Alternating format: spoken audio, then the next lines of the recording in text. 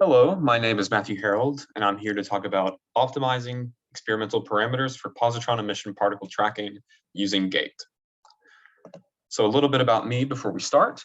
I have a background in nuclear engineering from the University of Tennessee, Knoxville, and I'm currently studying for my PhD at the University of Birmingham out of the Positron Imaging Center. Some of my research interests include PET and SPECT systems modeled using Geant, other types of industrial tomography, and in particular, positron emission particle tracking, which I'll be talking about here. So the objective of today's presentation is first to describe positron emission particle tracking, what we call PEPT, demonstrate how PEPT can be applied to the industrial systems that we study at the Positron Imaging Center, showcase how I'm using Geant simulations in PEPT research here at the PIC, and then finally present some novel results over the optimization of a detector geometry and source activity in a virtual PEPT experiment that I've modeled using Geant. So what is positron emission particle tracking? PEPT is a non-invasive 3D particle imaging technique to study flow in opaque media. In other words, it's a particle imaging technique in flows where we cannot access optically with cameras. It's very similar to positron emission tomography in the sense that we use positron emitters like fluorine-18. However, instead of an injection of fluorine-18 into something like a human body, we bind our positron emitters to a discrete tracer, place that tracer inside the system, and then image that tracer's movements over time. We use PET detectors to collect the coincident 511 keV gamma rays, which we call lines of response, since they intersect the source position at some point.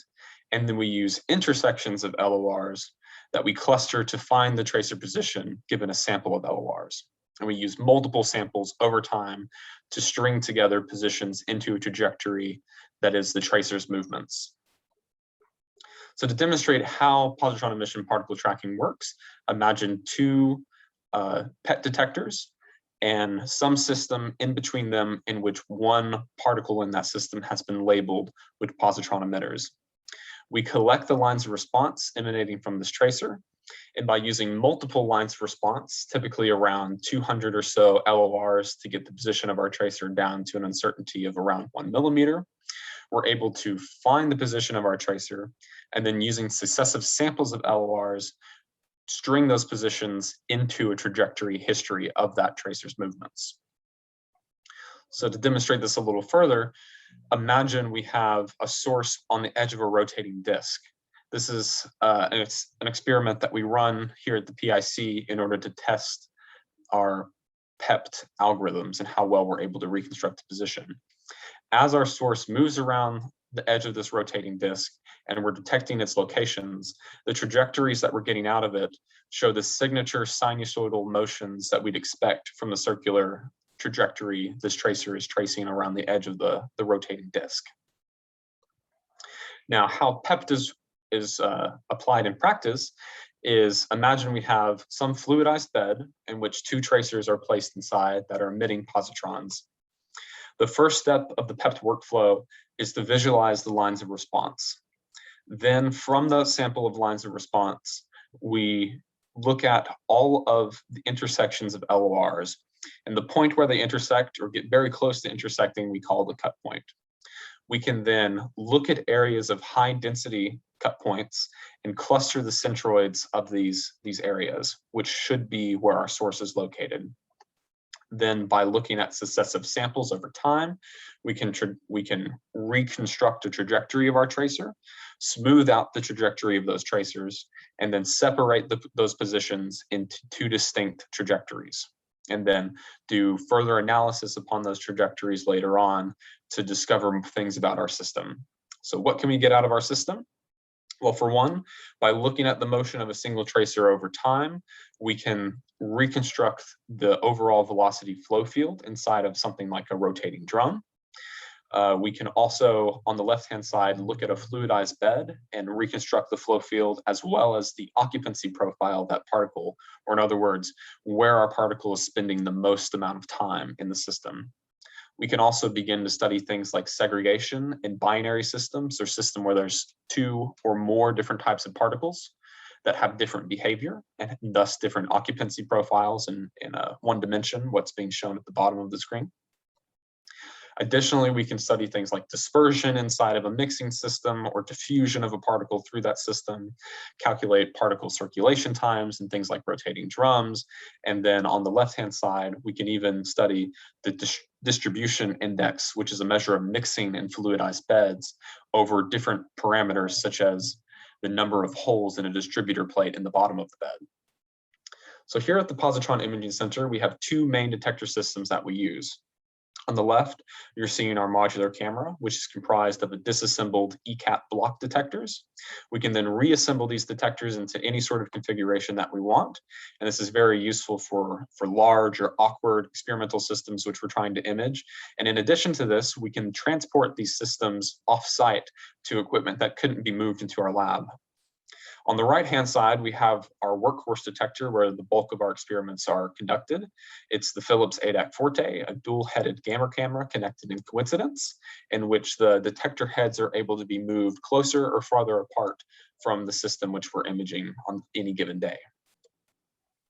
So some work that I've done with GATE in the past with the Philips ADAC Forte. About a year ago, I made a Monte Carlo model using GATE of our detector, first finding all the structural components of our detector that were relevant for the model, creating a structural model inside GATE, and then running calibration experiments to tune the digitizer settings to best match the experimental results. As you can see, our simulated results agree very well with the experiments that we've run. We've also run, in addition to this count rate experiment, scatter fraction, sensitivity, and spatial resolution experiments, all agreeing within 10% over the range of activities that we've tested compared to the experimental results. And what this means, now that we have a validated GATE model, is we have a playground for us to test different PEPT algorithms on synthetic data that we've created using GATE. We have a method of producing synthetic data of experiments we want to run in the future. And importantly, we have a way to optimize our PEPT experiments in this GATE model before we run the real experiments at the Positron Imaging Center.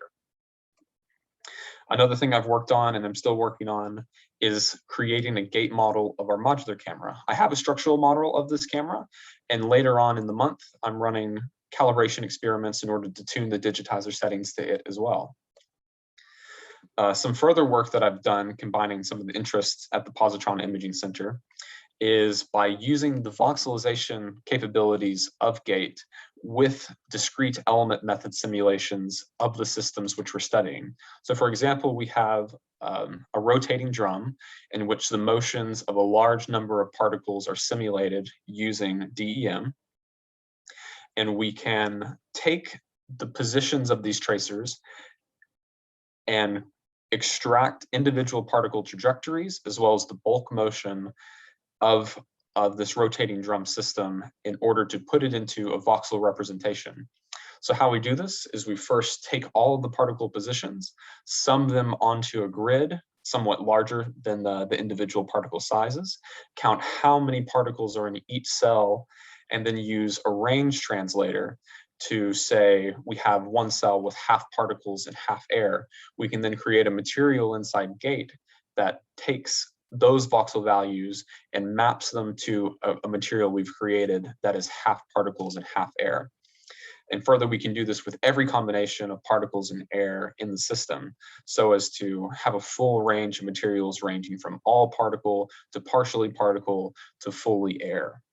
And the reason why we want to do this is so that we can reproduce the realistic scattering behavior of these systems in a way that reflects how the rotating drum or fluidized bed, for example, are actually operating and see how our PEPT experiment would turn out. One final thing that we can do with GATE in our PEPT research is by using a realistic detector system modeled using GATE and prescribing source locations within that system so as to test different PEPT algorithms against each other on a common data set where we know the ground truth position of our particle, our source. So currently we have work going on between authors of 7 different PEPT algorithms from across the globe, from Cape Town, South Africa to here in Birmingham, to Virginia Commonwealth University and Stanford. What we're seeing on the left-hand side of the screen is what happens to the accuracy of PEPT algorithms as you use more and more LORs in the reconstruction step. So as you use more LORs, your accuracy increases. We can also look at things like what happens when a larger fraction of your LORs have undergone scattering. As we change the material that's surrounding a source, start from a material very not dense like air to something very dense like water, aluminum, or even up to lead, as the amount of scattering increases, the accuracy of PEPT algorithms decreases. We can also study things like how well we can track sources that are slow or fast moving. On the left-hand side, we have a very slow 80 millimeter per second source where we're tracking it very accurately. And on the right-hand side, we have a very fast-moving source at 10 meters per second, where we're still able to track this source under ideal conditions, but you can tell that the trajectory has been degraded and we're not able to sample its position as often as we were previously in a slow-moving situation. So now on to the novel results I want to present. I've run a study where I've optimized the ADAC Forte detector geometry and source activity in a virtual PEPT experiment. And the motivation behind this work is I want to be able to confidently predict if a proposed experiment is feasible, whether we'll be able to get both the required level of accuracy of the PEPT detected positions, and we're able to detect our position as often enough as we'd like, so as we can use the Positron Imaging Center's time and resources most effectively, and further to increase the overall quality of our data acquisitions by using the optimum set of parameters for any experiment that we run, namely the head separation of our detectors and the source activity. So the first thing I did when I started the study was pick out a simple system to study. I've used something that's representative of something we would typically image at the PIC, a simplified industrial powder mixer to begin with. And then I placed the system inside the middle of the gate model of the Philips ADAC Forte detector. Then I've done a parameter sweep where I've changed the head separation from very close to our system to very far away and lowered the activity to 1 megabecquerel all the way up to 30 megabecquerels, which is a moderately high activity. And this parameter sweep has tested every head separation against every activity that we've done. Then using the synthetic data created using Gate of the LORs that we would expect to receive, I've tracked the source using the PEPT-ML algorithm. And then to compare the results of the study, I've calculated the spatiotemporal resolution of each of the trajectories that we've run. So we're not only measuring the accuracy of our algorithm, but how many times our trajectory is being found as well. So a little bit about spatiotemporal resolution for PEPT. We know that there is a trade-off between how accurately you're able to track a particle and how often you're able to find that particle. As you increase the number of LORs that are used by the PEPT algorithm to find the tracer, your accuracy gets better and better. And this accuracy increases proportional to 1 over the square root of the number of LORs that you use. So for any given set of data that you have, you can use a large number of LORs per sample and track your source very accurately, but not very often, or you can use a very small number of LORs and track your source very often, but not very accurately. So in order to be agnostic to the sample size used by any PEPT algorithm, we can combine the spatial and temporal resolution into a combined spatiotemporal resolution by scaling the detection rate by 1 over the square root of how often we're finding the tracer.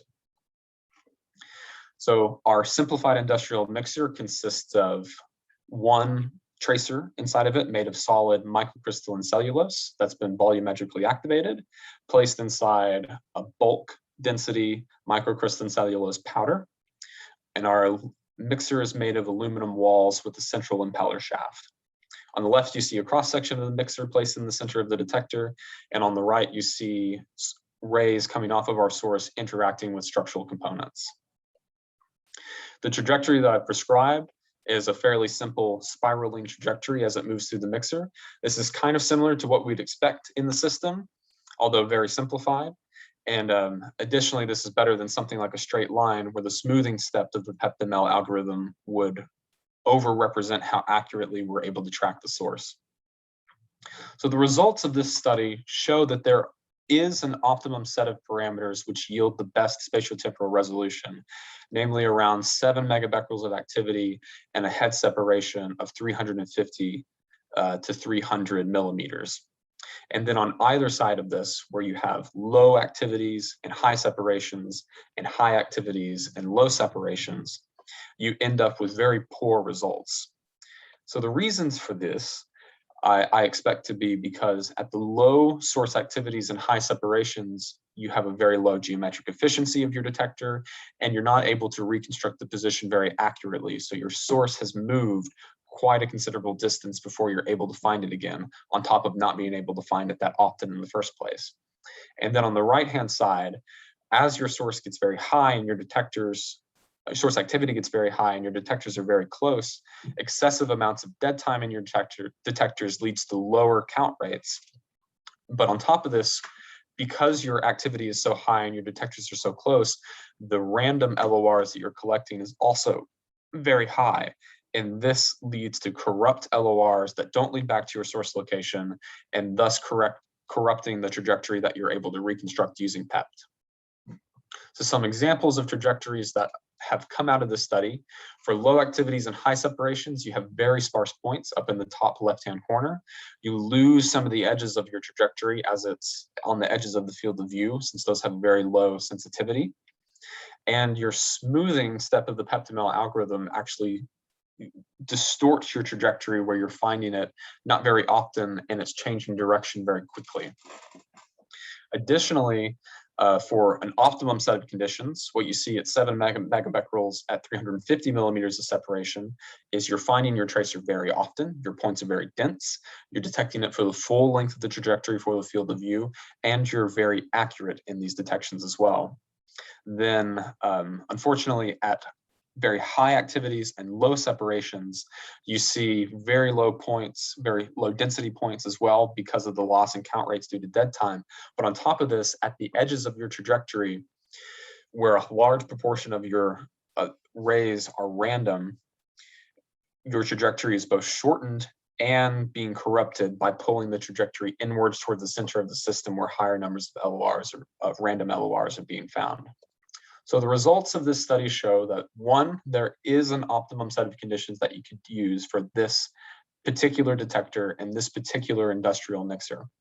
Moreover, there's more like a valley of conditions where different head separations and different activities yield the best results. And then finally, for low activities and large separations, and high activities and small separations, these conditions perform the worst. So there's an optimum middle somewhere in there. Now, for some future work, what this suggests is that as your source is decaying, which fluorine-18 has a half-life of around 109 minutes, so over about an hour and a half, your source is decayed nearly half of its activity, you could potentially start your data acquisition at a very large activity and large head separation, and as the source decays, bring your detectors closer and closer together, following this valley until you're as close as possible to your system, so that you can collect the best amount of data possible. So here are some references that I used in the conduction of this work. And finally, thank you for attending. And if you have any questions or interested in PEPT in general, or using our technique here at the Positron Imaging Center, feel free to reach out to me or the Positron Imaging Center in general. And thank you very much.